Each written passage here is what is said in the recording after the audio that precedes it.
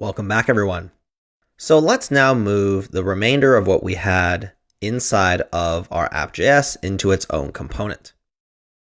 Inside of the components folder, when we think about what we want to name this, you want to kind of pick a name that really captures what this feature will be. For us, because this feature is not being reused yet, we don't need to overly optimize what the definition of this component really is right now. We know at least it's our directory menu. So I'm just going to call it directory. And inside, I'm going to call it directory.component.jsx. And I'm just going to move over this code. So I'm going to say const directory is equal to a functional component that returns back this div. We know that off the props, we're going to get categories. And then we also know that we're going to export default directory. We see that we're missing category item. So let's go to app.js and let's scroll up and take this category item, because we no longer need it in app.js anymore, since we're now putting it up into directory. So here we just need to make sure that our relative import is correct. So from here, we go up one. And right now, we go from directory up to the components folder, and then into category item, and the remainder stays the same. So here's our directory. Now, what we also need is the styling for this directory, because if you remember, we have a bit of styling in our categories.css. So let's make a new file called directory.styles.sass. And inside, let's just copy over our categories container. You can call this categories as well, just to match the styling. For me, I'm going to make this a little bit more clear.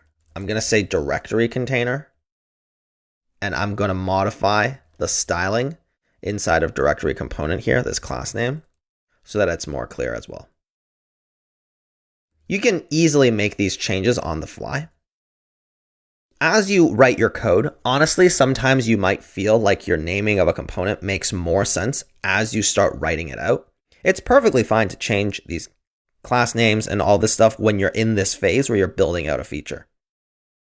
As you start to work with other teams, sometimes you may want to talk about this with your teammates to make sure that everyone understands and agrees that these component names do capture what it is that you're writing. Because one key thing to think about when it comes to variable names, you are writing code for people. Yes, the computer interprets it, but it's developers, human people that are reading this code.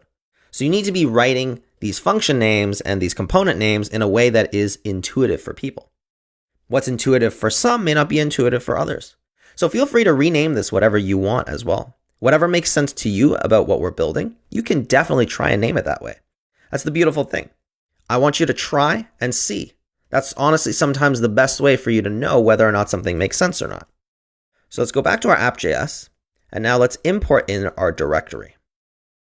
So we need to go up to our components, into our directory folder, grab directory, component file, and we'll just replace this whole section here with our directory.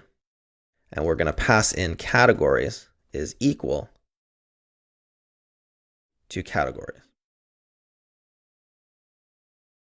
And now let's save this code. Let's go check. This was our hat image, but let's check our application. Let's refresh. Oh, we didn't actually resolve the category style, so we didn't remove that code right here. We no longer have category styles because we deleted it. And in our directory, we also did not import it. There.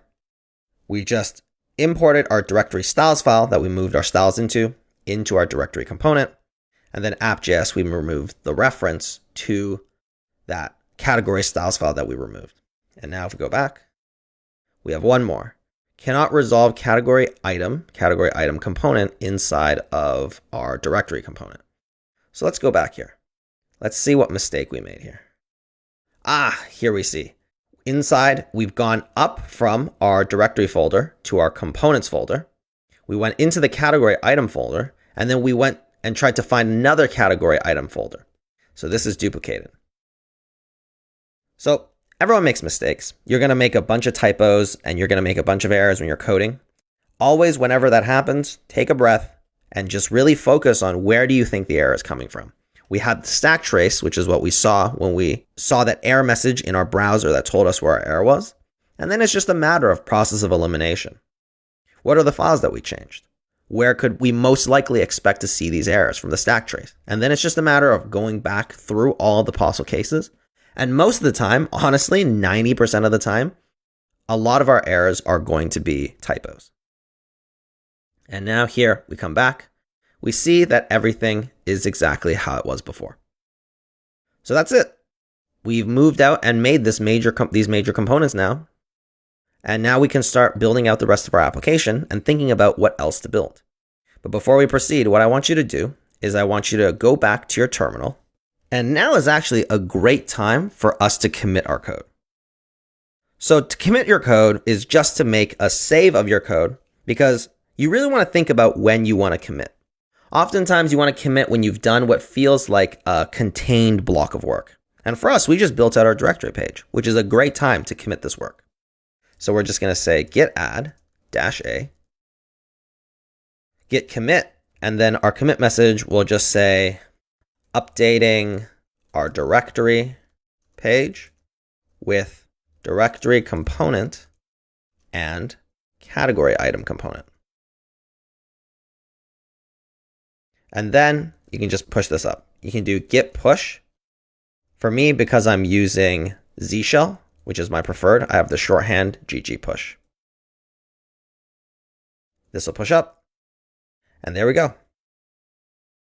Now, in the next video, join me while we build out the next major feature in our application. I'll see you in the next video.